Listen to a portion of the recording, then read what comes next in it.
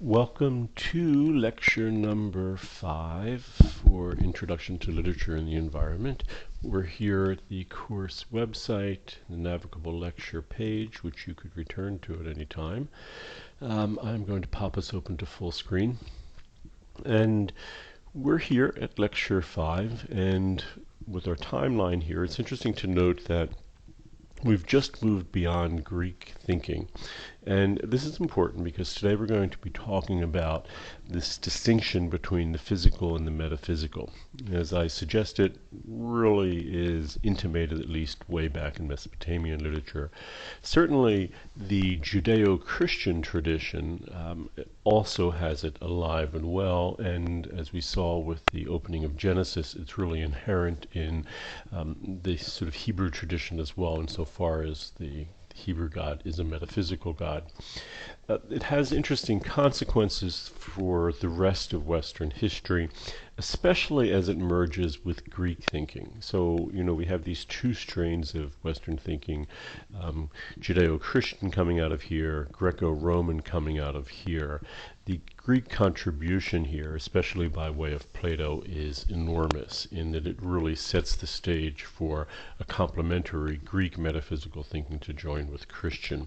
And we're going to be talking about the environmental implications of all this in a variety of different registers. In some sense, then, today's lecture is a recap of what we've been doing all along, but we're going to unfold it more fully to see how this metaphysical thinking has environmental implications across a range of registers. So, click here to lecture 5, and the question that we're going to be approaching today is arguably one of the most difficult that you can encounter. A literary critic named Raymond Williams once famously said, and I think rightly, that the word nature is one of the 2 or 3 most difficult words in the English language, with another word like culture being up there. And the reason is nature has just so many, dozens and dozens of meanings, and those meanings change all along Western history. So what we're going to be looking at today is the original sense of nature, which we've been exploring by way of Andy Goldsworthy as a way of unfolding Heraclitus, and how that actually flip-flopped with Plato, so that the true nature in metaphysical thinking becomes the metaphysical, whereas nature as we know it becomes somehow something inferior, which may sound ominous and probably is because it has environmental implications. The breaking the world up into the physical and the metaphysical, of course, is dualism. It's these dual ideas working side by side with each other. And we now have read enough, including Heidegger, so that we can explore this environmentally. Heidegger, of course, as by way of a quick recap, his innovation was to suggest that this thinking, which he traces back to Plato and Socrates, is enormously influential, not just for ideological reasons, which is a good bit of what we're going to be talking about, but Heidegger says this desire for constant presence, even though in the physical realm it can never truly be enacted metaphysically, it's still there enough that we, unsatisfied with the endless play of absence and presence that is the world. So, for example, a stream that sometimes streams like a torrent and sometimes dries up completely. Dissatisfied with that, we have actually enacted metaphysical like entities, such as a reservoir behind a dam, that can put an end to that sort of irritating play of absence and presence and give us just constant presence. That's further picked up on by Heidegger's student Hannah Arendt. So, the overarching idea here, which we're going to talk about, is how this dualism existed on a variety of different registers, such as place, deity, time, etc. And an important theme here, and this has really been the case throughout Western thinking, is the fact that when the breakdown happens, whenever you slip into dualistic thinking, privileging a metaphysical deity over physical deities, for example, something we've seen repeatedly in this course, the risk is you risk marginalizing the physical. Recall the word, of course, physical comes from the Greek physis. Really what you're doing then is marginalizing physis, nature. And from an environmental point of view, that's something of a frightening thought that, for example, you marginalize deities that are born of the earth and protect the earth to privilege metaphysical deities that don't have that sort of connection.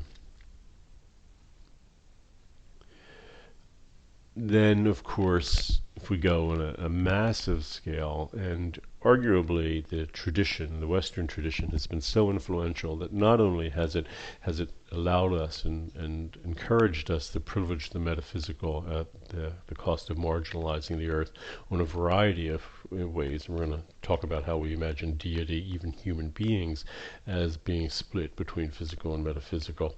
But if Heidegger's right, then part of the technological project that we've embarked upon is a desire to privilege the metaphysical, and at the cost of allowing nature to unfold in its own way, in its own time.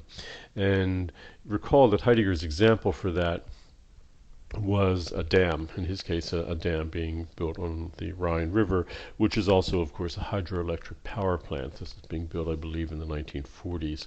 So something to think about is when we watch the film Manufactured Landscapes, which we will before moving on to the next lecture, number 6, that there's a reference there and interesting discussion of the Three Gorges Dam, which is in China, and it's absolutely the largest dam and reservoir ever created, and probably ever will be on the planet. It's so big that it aggregates enough water behind it, creates a reservoir large enough that it shifts the mass of the Earth ever so little, because you're holding that water there, and new mass is on top of the planet at that spot, that the Earth is perceptibly wobbling a little more than it did before because of that.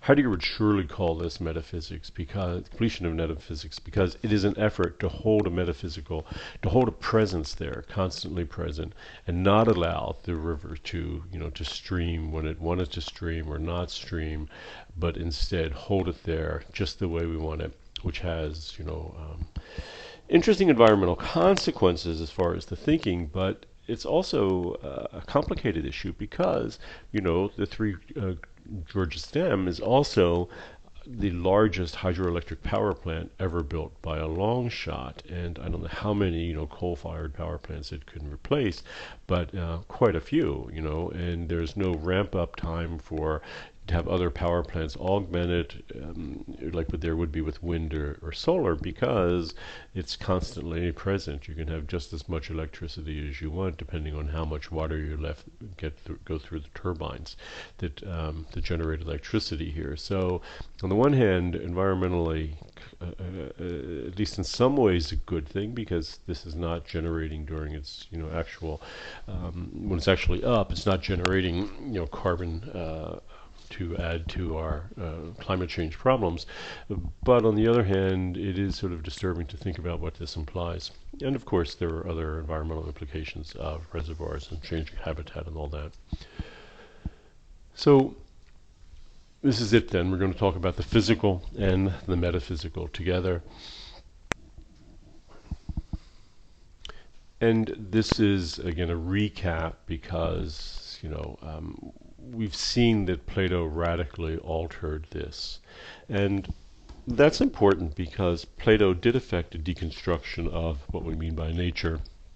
Nature before Plato, of course, was suggestive, was change, mutability, constantly, things coming into and out of existence. Andy Goldsworthy, of course, celebrates that. Plato deconstructed that and suggested that true nature is metaphysical. And we're going to see how that affects everything by looking at the metaphysical and physical divide. And we'll do that, of course, on a variety of different registers. And what we're doing is looking at really the legacy of Judeo-Christian, mainly Christian, and Greco-Roman, mainly Greek thinking. So how that works, as far as what you'll see on the screen here, I've put a line running right across here. That line is meant to divide the metaphysical realm, which is here. Everything above the line will be metaphysical, everything below the line will be physical. And you'll see we're going to be walking through this on a variety of different registers. So let me just jump into the first to give you an idea. So again, everything down here physical, everything up here metaphysical. But recall that, metaphysical, the word, is really an amalgam that comes from two Greek words, meta and physis. Meta, for our purposes, translates well as beyond, and physis, of course, is nature. So this is the realm of metaphysis, beyond nature. Up here is what's beyond the physical earth, change, and nature. What resides up there then? Judeo-Christian God, heaven, Platonic ideas. It's important to note that this is a realm that is completely inaccessible to embodied humans by way of sense experience. You can never physically see this, smell it, taste it, hear it, or anything of the sort. This has to be accessed, and we'll talk about this with Plato's divided line, surely through an act of intellectual vision. The phrase, the mind's eye. The mind's eye can see this, experience it, maybe. You can certainly imagine it. You can't go to heaven while you're embodied as a human being. Plato, though, you can access the metaphysical realm. But clearly this is a realm beyond the earth. It's also, we'll see in terms of time, beyond change. For our purposes, most importantly, beyond nature. This is the realm better than nature, up above nature. Down here is the physical sense experience, physis, nature in the Greek sense of process, the way we saw it with Heraclitus and Andy Goldsworthy. What's down here? Plants, animals, the earth, and everything else that's physical is down here. And everything that's physical, right? So in early thinking, of course, one didn't know what to make of the heavens, i.e. what we see at night, the stars, the planets, and all that, hence the phrase the heavens. But as this thinking has evolved and met with science, we now know that everything up in the heavens that we can see through sense experience by way of telescopes is too the physical. So it's not just the earth, it's planets, it's stars, it's galaxies, it's the whole universe. If there's more than one, if there are multiverses, they're all physical. So is dark matter, dark energy, all of it.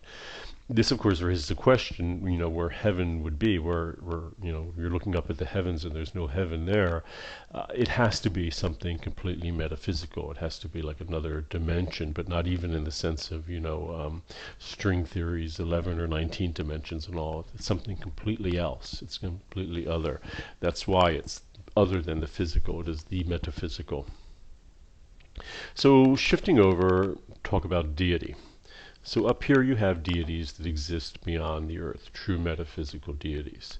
I suggested that in the myth of Gilgamesh, that Shamash, who is the sun god, is moving toward a metaphysical deity. And what I mean by that is, the realm of the earth, the physical realm, he's clearly beyond it. He is actually, in the phrase we've been using, up in the heavens. He's separate and apart and far superior and more powerful than deities that are part of the earth. Certainly the Judeo-Christian God, Jehovah from Genesis, is a metaphysical God. Why I say that is, before there ever was anything physical, before there was the creation itself, he existed. He brings the physical into being. He creates the physical belongs to him, the laws of the physical, what happens in the physical, all him. Now, there is a question how he relates to the physical insofar as, and this will be debated for many hundreds of years by theologians, is the creation made ex nihilo or ex deo? What I mean by that, ex nihilo, Latin phrase meaning ex from nihilo, nothing. If it is an ex nihilo creation, God created everything physical out of nothing, just poof, because he's that magical and powerful, he could do it. Or was it an ex deo, ex from deo, God, a creation built from God himself? In other words, did God take part of himself and make the creation out of it? It has environmental implications, I think, because it would suggest that everything in the physical realm is God, is created from God too. It doesn't mean that God then doesn't have a separate metaphysical existence. He did, which predates the physical and is, in a realm that is metaphysical, but it does give deity to the physical world in a certain kind of way.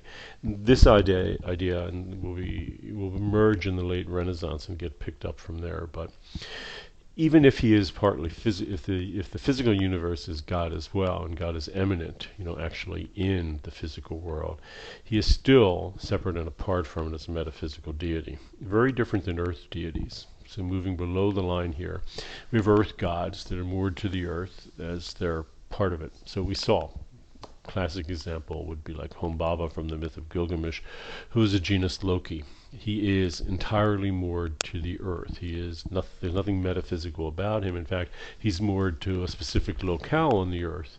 In this case, the cedar forest, as are all, genus Lokis, which are, genus of place.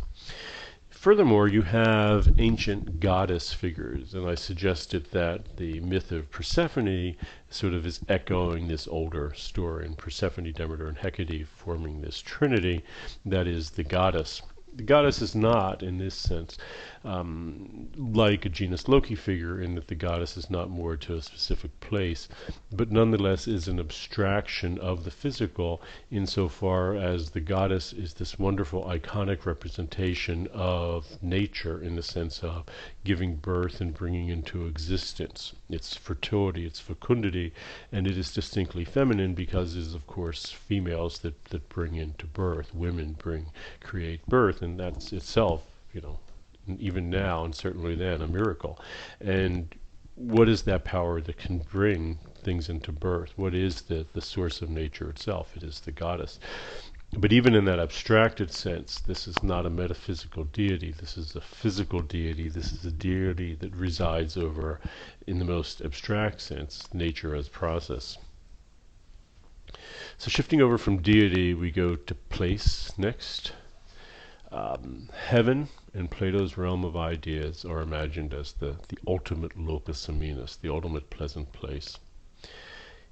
They're metaphysical places, and as a consequence, it sounds somewhat contradictory because they're placeless places. They exist nowhere in the physical realm.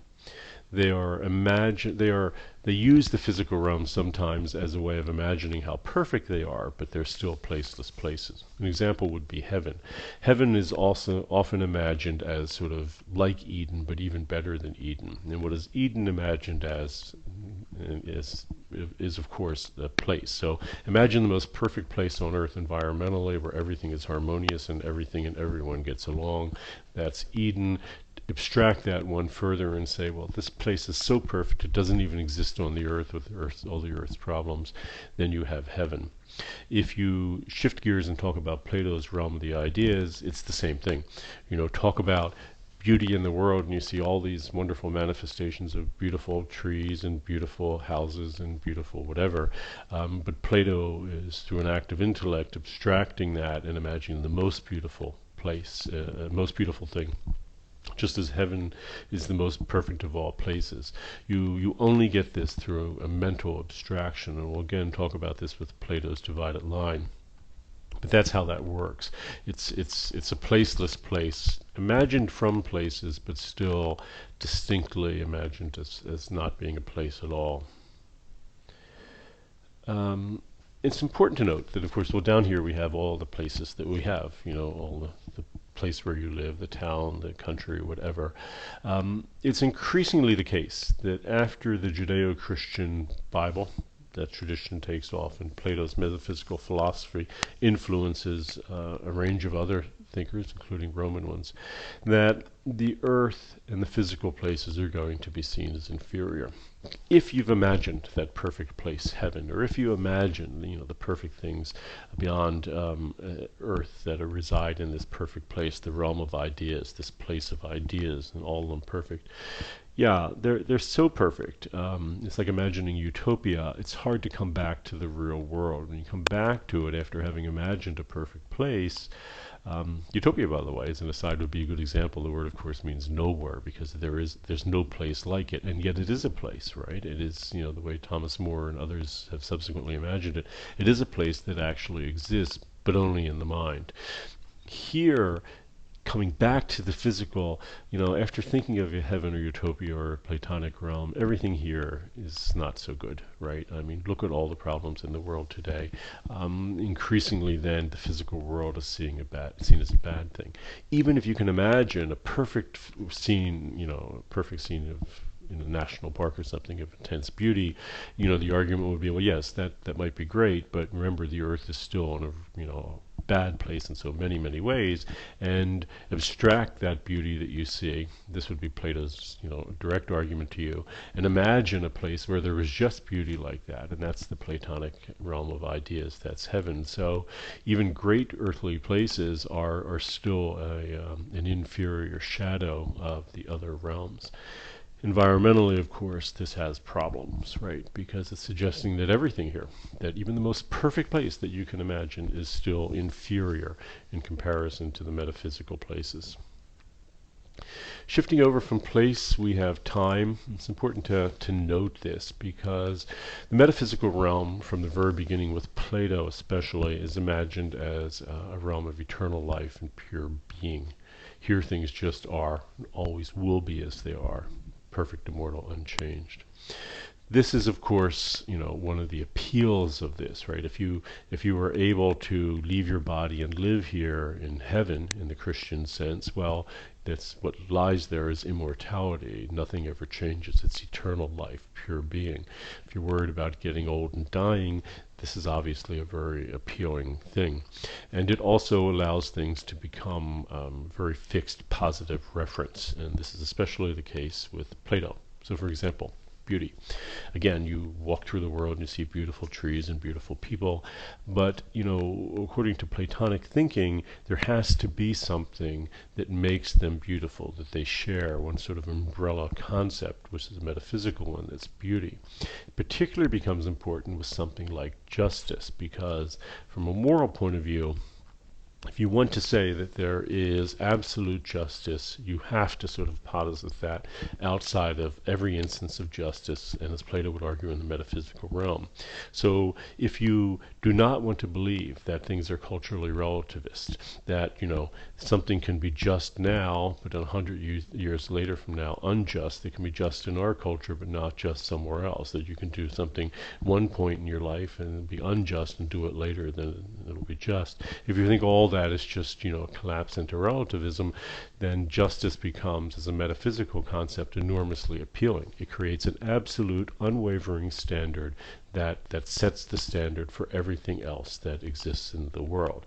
That, to many people, will find that very appealing because it doesn't succumb to what is potentially a vicious relativizing of ideas. That's one of Plato's great appeals. But for that to work, of course, on the register of time here, it has to be unchanged. Justice cannot change. Justice does not depend on time or culture. Heraclitus' realm is gignomai. It is, by definition, change. It's emergence into being. It's coming into being born, living, passing away. It's the endless bringing forth and passing away. That's what phusis is. Rose, a streaming stream, whatever. Think of Andy Goldsworthy's installations. They want to draw attention to the fact that nature, in terms of time, is all about change. It is change. I mean, it is a temporal category. It doesn't, nature is not to Heraclitus someplace you go visit, again, as we've talked about, like a national park, but it is change. It is the fact that life is constantly unfolding and changing. That is as Andy Goldsworthy sees it, the great beauty of nature. That's what makes nature what it is. And as Goldsworthy presents it to us, it is intensely beautiful. To other people, however, you may find that very worrisome because there's nothing to hold on here. Everything is constantly shifting. That's why the metaphysical presents such an appeal, because it is a way of getting outside of this constant change. So moving from time, let's talk about human beings. Human beings are interesting because we're half up there, half down there. As I suggested earlier, if you believe in an ex deo creation, or with it an eminent God, God is kind of like that, right? God is metaphysical, but then God is somehow down here in everything as well.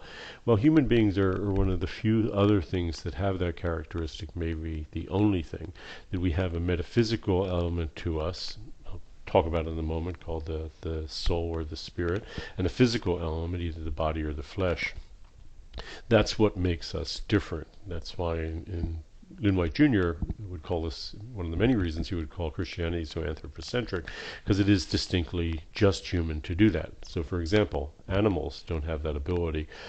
It is, of course, debated whether something like a dog or a cat has a soul.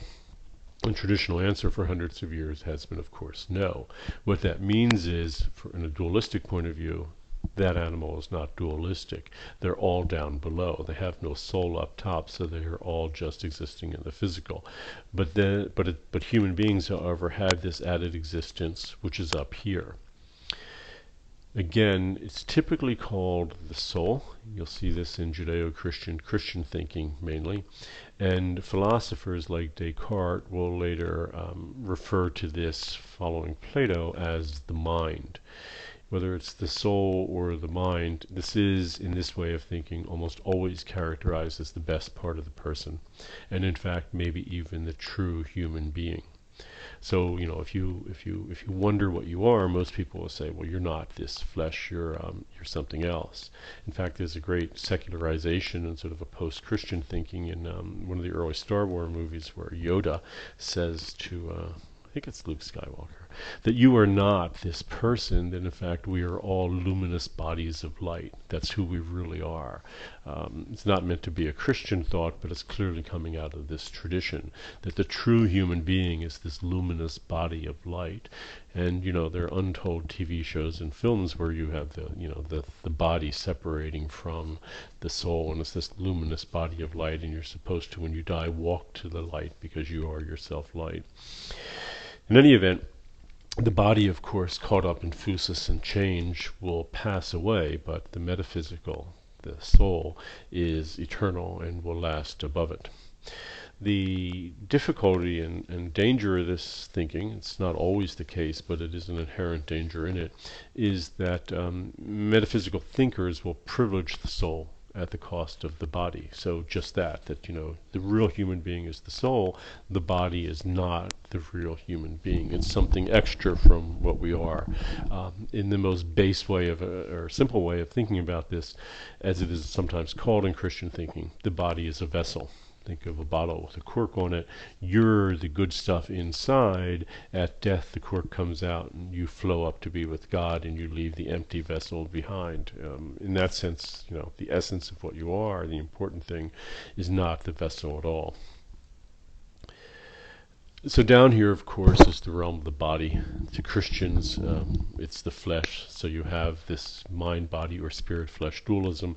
Those two traditions, the Greco-Roman and Judeo-Christian, will merge like in scholastic thinking. And it is often the case that both people coming out of the Christian tradition and those coming out of the philosophical Platonic tradition will see this realm as inferior.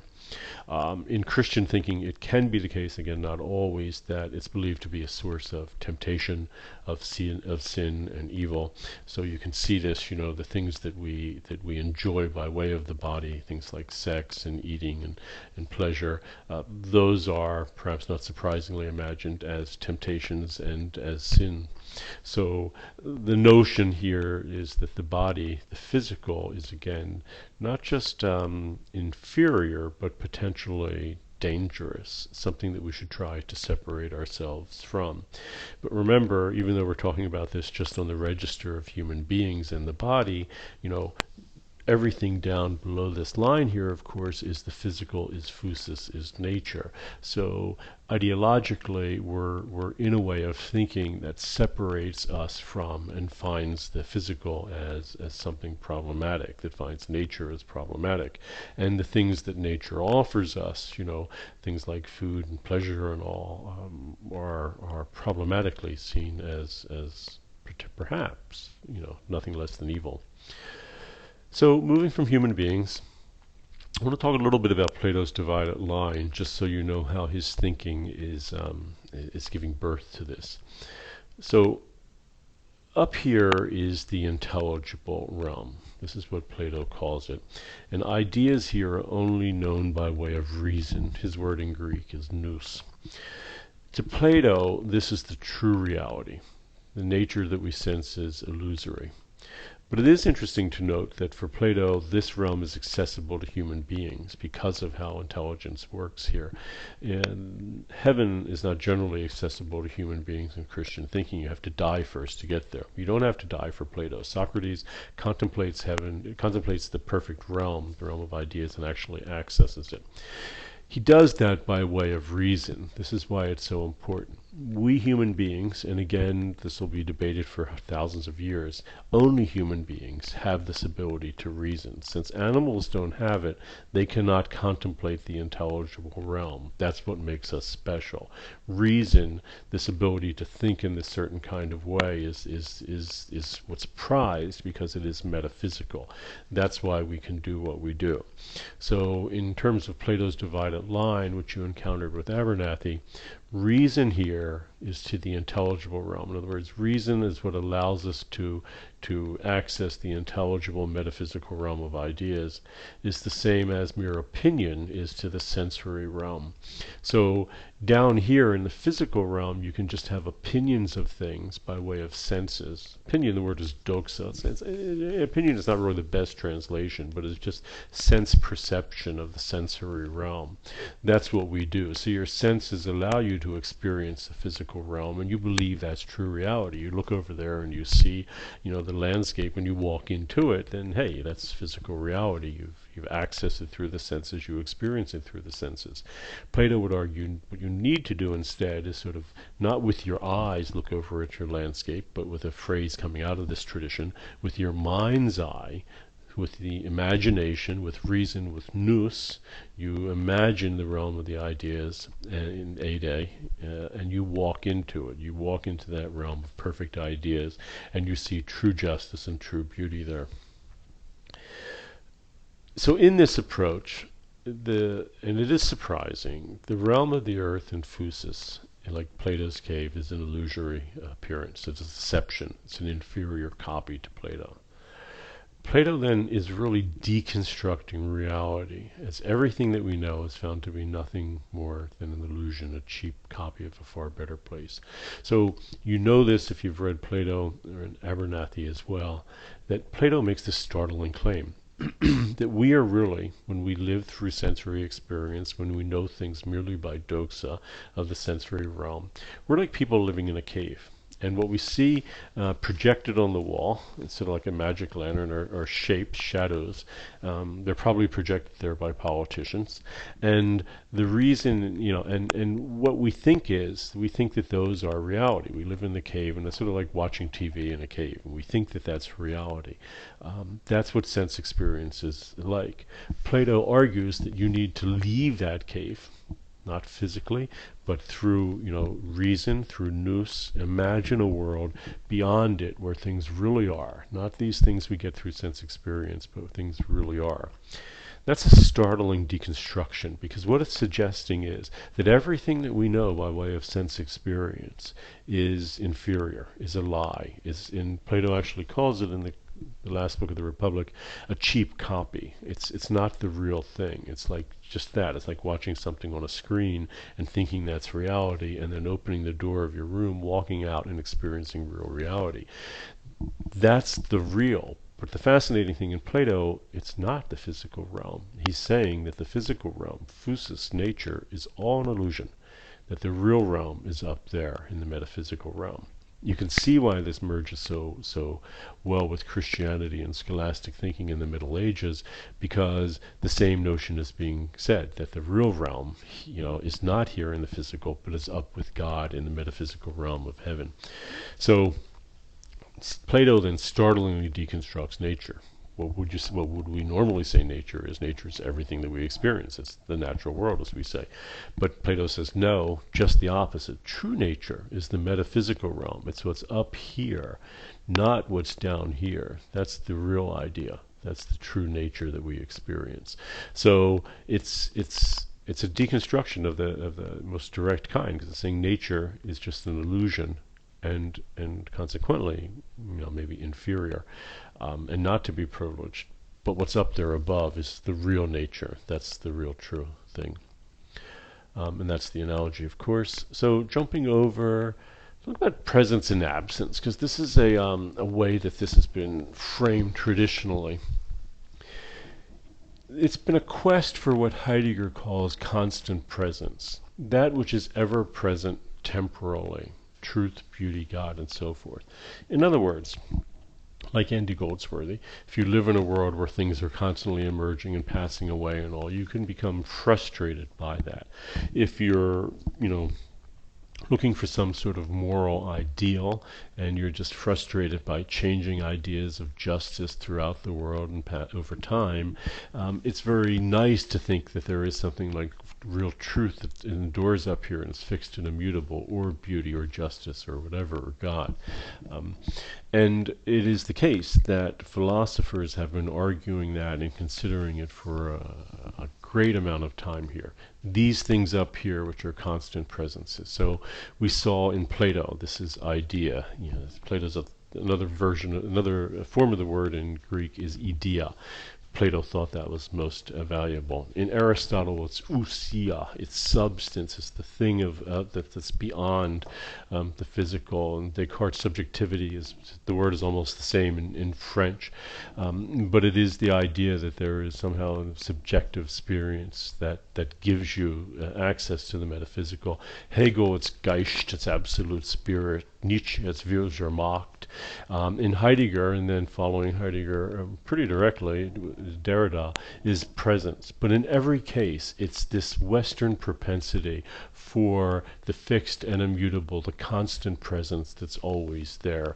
We could see this too with the reservoir that Heidegger references, right? That's what you want. You want that thing that is always there, that is never changing. And as Heidegger would argue, you especially like it when you have control over it. But then the downside is lower here is the play of absence and presence. This is the endless temporal process of emerging and falling away. The stream, referenced by Heraclitus, is this just such a great example.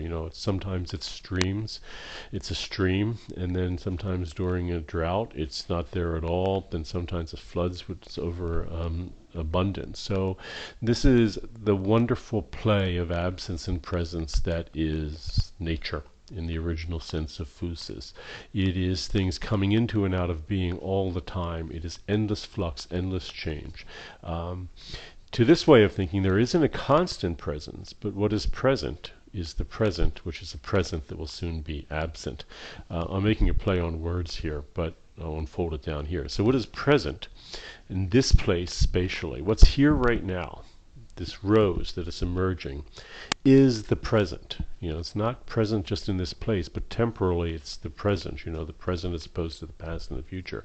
It's the present, the now temporally is that moment, which is the present. And this is the third sense of the word present, as a gift. Right? I give you a present for your birthday. And in that sense, the rose, that beautiful, perfect rose, that gift of the moment, is here right now. And it's only here now because it's absent. Andy Goldsworthy wants to do this, right? In this particular place, he draws attention to the present, that the moment of emergence, and that's his artwork. It is that. It's a gift. It is meant to be a gift to the moment. It draws attention to the moment. But this again there is no constant present here. This place will change. The present gives way to the future. The present itself is just a present that is a gift of the moment, and it changes. So this whole process here, which is arguably what Andy Goldsworthy is doing, it's arguably what Heraclitus is referencing.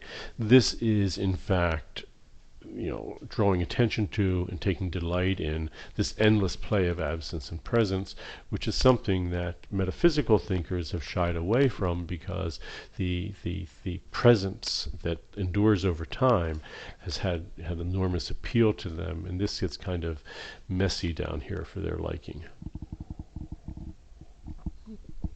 We can see this working too with artifacts, and this is important because it is a reflection on what human beings do. Recall that Gilgamesh sought to get immortality by rebuilding the walls of Uruk in the city. If you think of it in these terms, Heidegger's example again is the reservoir.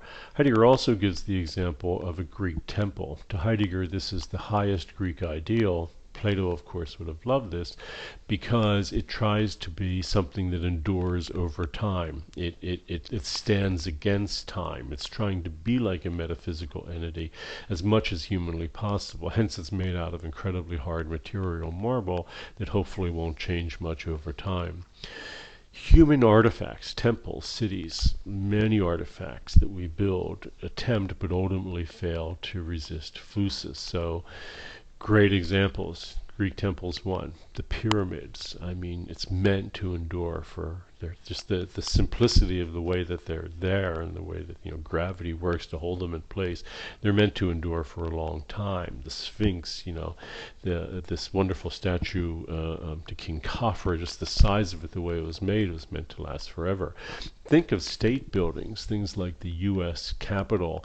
It's meant to be solid, to endure. It's meant to give continuity to the American experience and American government. That's why it's set up that way. It has to be something that lasts and endures. Corporations do the same. The World Trade Center, I mean, it's a massive twin towers that sort of loomed above the city, was meant to endure. Tombstones, of course, are the other thing.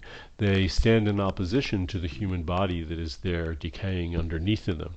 They're meant to be an enduring legacy of the person, even though nothing of the human being is enduring at this point. Anything made by culture that endures is similarly an artifact. Tools, material culture, things that exist over time. Now, the problem is, of course, doesn't necessarily work. You've seen pictures of pyramids in the Valley of the Kings. You know that they're all decaying now. A generation after they were built, tomb robbers were not only breaking into them, they were stripping off the outer stone to reuse it again. The Sphinx is an amazing sculpture and a huge size, but as you know, it's falling and decaying now. State buildings are, of course, being kept up as long as the United States wants to imagine itself that way. But the World Trade Center, this is one of the reasons that tumbling them was such a destroying them was so important ideologically, because it suggested that the sort of the domination and the fixed presence of the United States in the international economy could be ideologically toppled, which is why it was important. And of course, tombstones are falling everywhere. So the idea here is that artifacts are an attempt to preserve something over time, and ultimately do. It's what keeps a culture alive. It's what allows it to exist across people.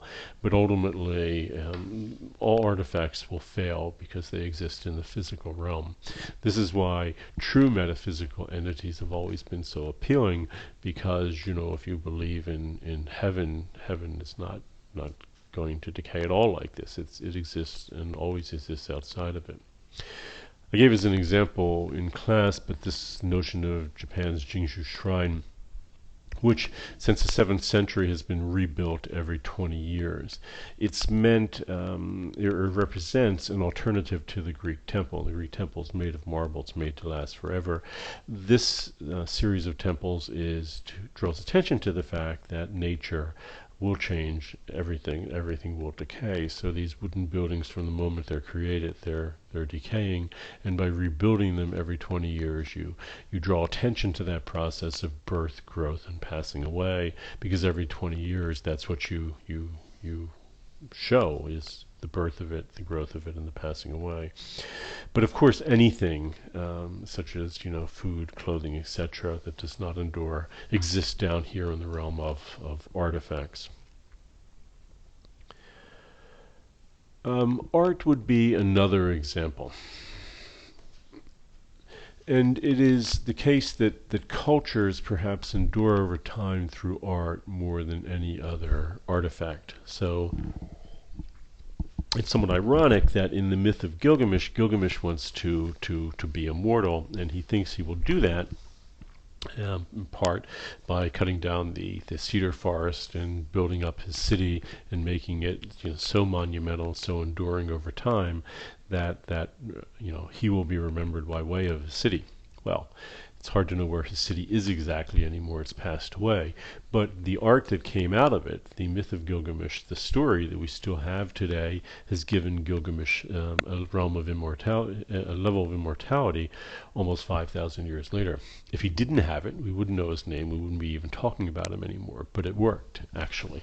And the reason is that art is capable of holding an image across time, and in that sense it is representational. So if you see our word presence, presentia, the Latin hiding in here, it is, and arts, what they do is they represent the present, the presentia, that which is present, that thing. And they do, in the case of Gilgamesh, sometimes a great job at that.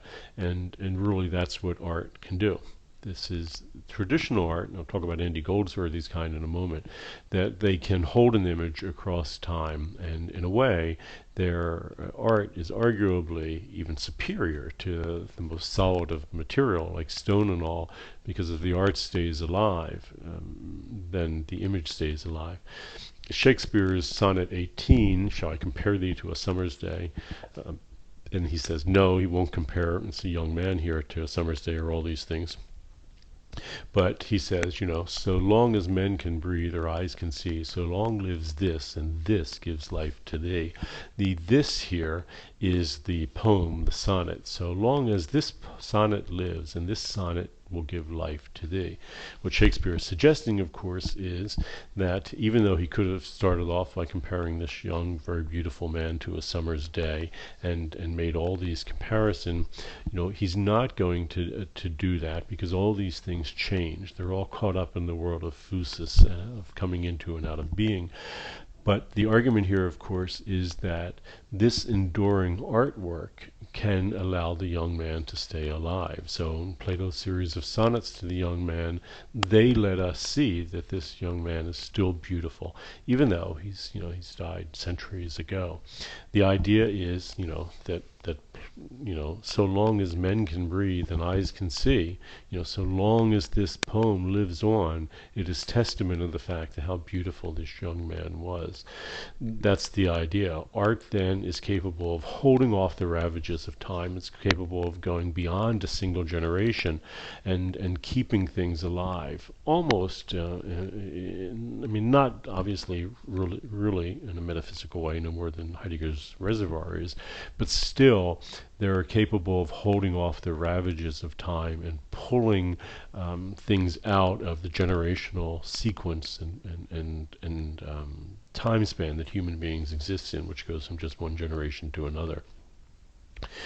Another kind of art, sort of a counter to this art. So instead of Andy Goldsworthy making that serpentine sculpture in marble, which may have lasted for hundreds, even thousands of years, he makes it in ice, and that ice is going to melt in a single day. And that's what his art is doing, is drawing attention to nature as changing rather than to hold it off. That art is gesturing it away from itself. So in other words, we'll see this more with Virgil, but you can basically see the idea here in that Goldsworthy does not so much want you to see the serpentine ice sculpture there as he wants you to catch a glimpse of the process of nature as process, as flux, as changing in and out of being. Ultimately, the project there is, again, not that you'll be left with a picture of the ice sculpture in your mind, but you will have a different way of thinking about things, that you will begin to see the beauty of nature folding and unfolding and changing all the time. That's the idea behind it. We can also talk about language, and given that this is a literature course, it's a good thing to do and important. Plato's word for language is logos, and Plato's argument is, and he fixates on logos, this is where a culture's ideas exist over time. So languages change and even die, but they endure far more than human life. Even dead languages live on today. So Plato infused his word for idea, eidos, with a meaning that lives on in our word today as idea. So if there wasn't something to hold human beings together across time, there wouldn't be human culture at all. There needs to be something that is a continuity, even if it's just the stories we tell. That's what literature and language does.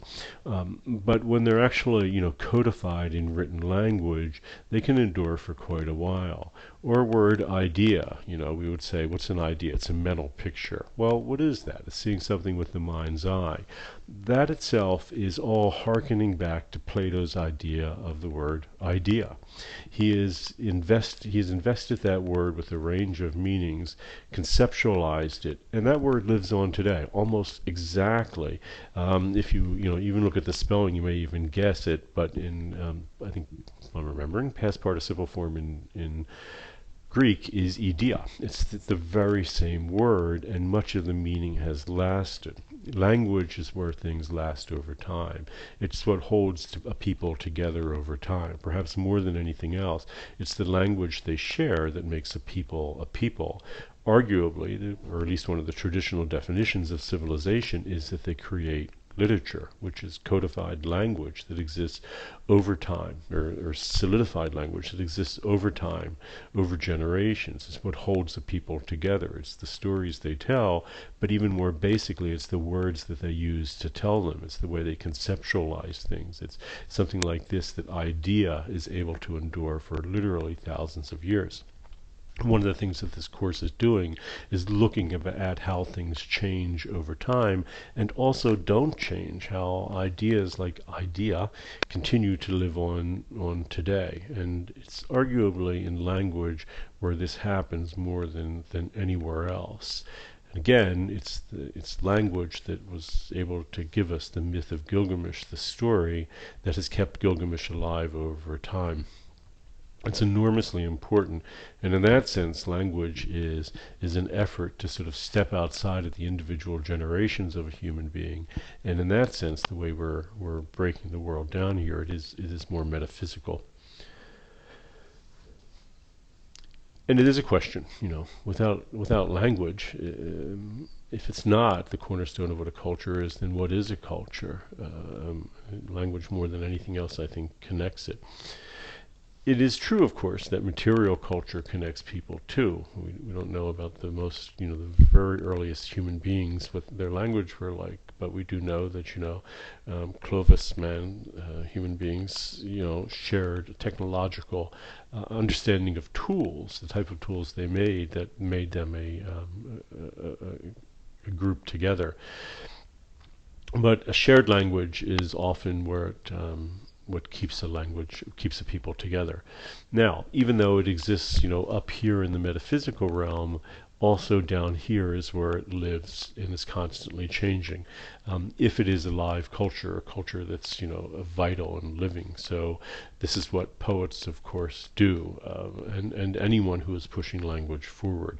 We use language to think in entirely new ways, to think things that weren't there before, or to invest things that were there before in new ways. So a great poet, let's say John Donne, allows us all to think about sex in a way that we never did before. Before Donne, the word sex generally referenced just your gender. So you talk about your sex, whether male or female.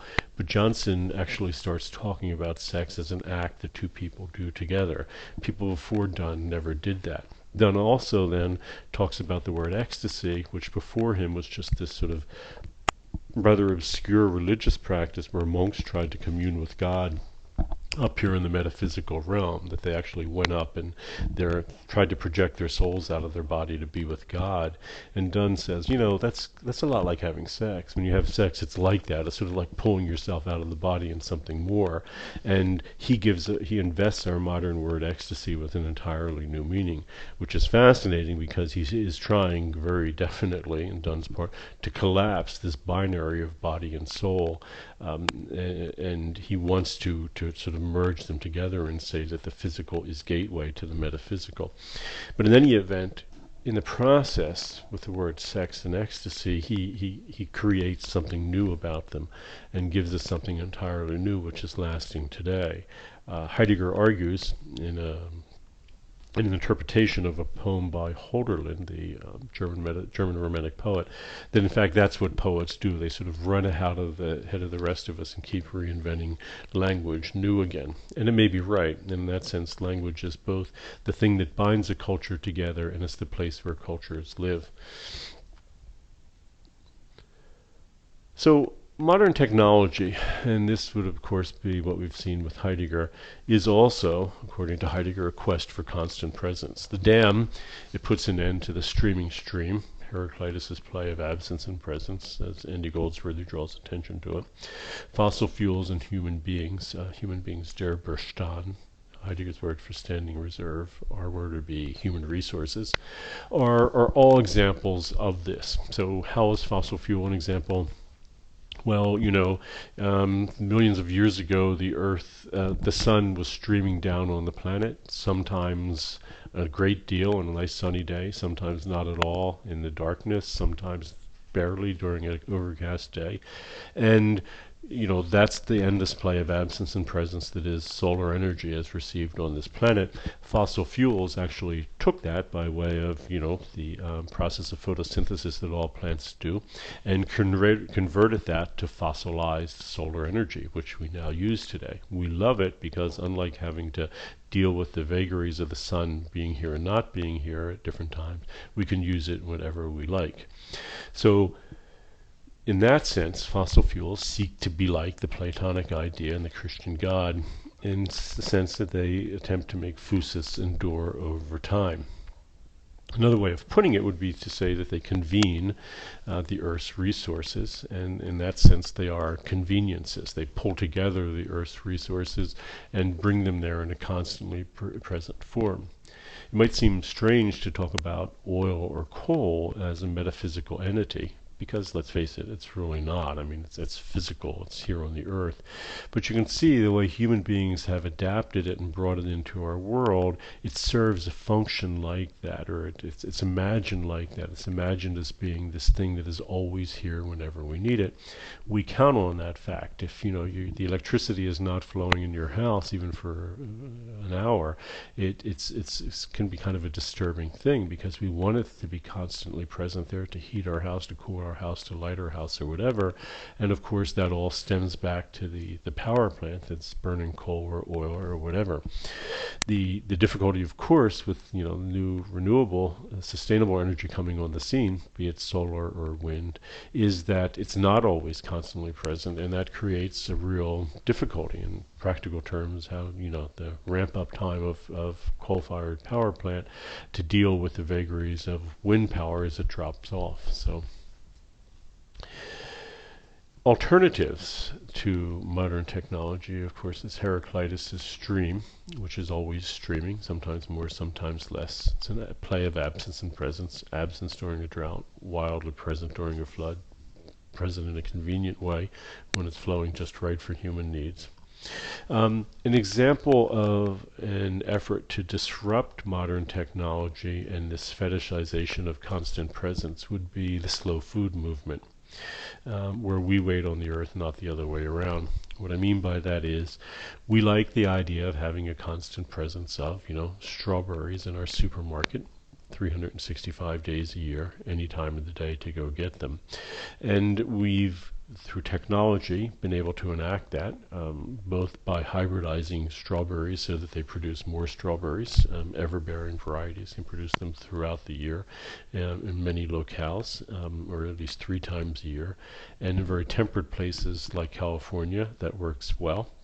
And alternately, when it's cold in North America, as it turns out, the way the Earth sits in our solar system, it also happens, and tilted on its axis, it also happens that it is warm in South America, so that through technology we can bring food up from South America to complement our food in the winter. What that all means is, with fruit and vegetables, you can have pretty much a constant supply of many, many things all year long. wrong. That's an engineering of constant presence. The slow food movement, this would be as early as the 1970s of people like Alice Waters, and more recently, I think fairly said with Michael Pollan, is suggesting that maybe no, that's, we don't want to have all our food come to us technologically. Our average fruit or vegetable travels 1,500 miles to get to us. We don't want that. With slow food, the idea is, you accept fruit when it becomes available for 1 month of the year. You take it as a present, as a gift of the present, a gift of the now. You enjoy it, you like it, you use it, it goes away, and you don't have it anymore until next year. You accept that you're caught up in the middle of this cycle of change, and you let it play out the way it plays out, and you accept that, as opposed to trying to intervene technologically. Heidegger, according to his student Hannah Arendt, is wrong. This does not begin in the second half of the 18th century, but rather, Arendt would argue, it begins much earlier. And you can see that, of course, with ancient technology. So agriculture, such as stored grain, seeks constant presence. Ancient temples, cities, and enduring have always sought constant presence. Yes, technologically we're trying to enact it in a way we never had before, but this is always what it's been about. I mean, look at the Greek temple, look at the pyramids. They're all attempting to make enduring artifacts. Arendt argues that any culture to be human, and she says this is the defining characteristic, in fact, of human beings, is that we attempt to create things that endure over time. In the process, we create cultures, whether it's our language, our artwork, or other artifacts that pull together. We create a culture that endures over individual time.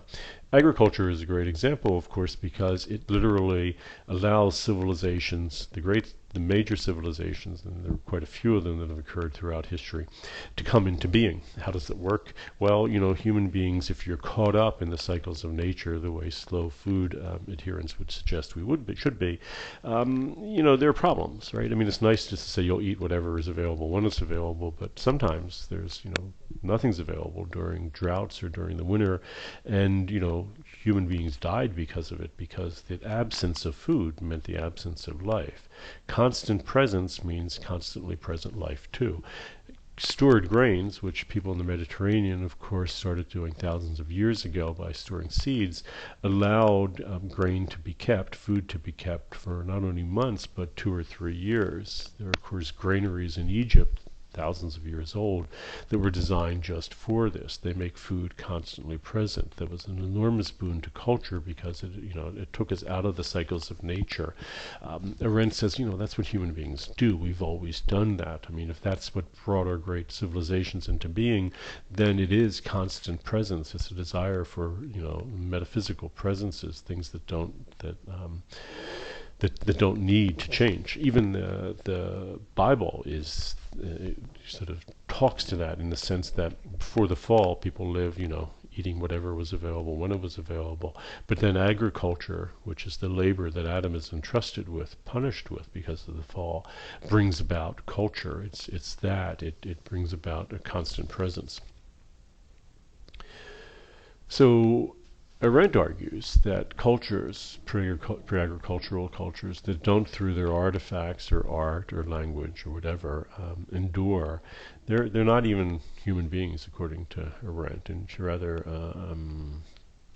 disturbingly calls them animal laborants. The laboring animal doesn't create any work at all.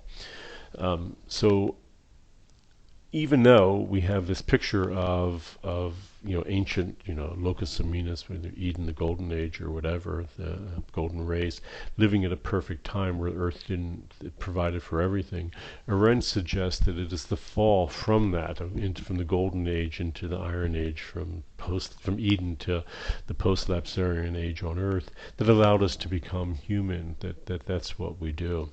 So it is interesting to think about, though, that this is a conspicuous feature of human culture and civilization, but it doesn't necessarily mean that we as a people have to buy into that in its entirety. So just because we've always preferred constant presences, that doesn't mean that we can't adopt something like slow food and accept the fact that it is going to change. It doesn't mean that we can't allow maybe the vagaries that would come with sustainable energy, the fact that maybe we would have more energy sometimes than others, we can't use that as well. It's just a way of thinking about it, and at the end of the day, it all comes down to this metaphysical, physical, dualistic thinking that we've seen repeated again and again. This is I'm tempted to say everywhere, and even that would sound sort of metaphysical, but it exists in all these different registers, and it even impacts us today in the way we think of art, the way we think of language, the way we think of technology, and the decisions that we make regarding it. Okay, so that is the end of lecture number 5. Thanks.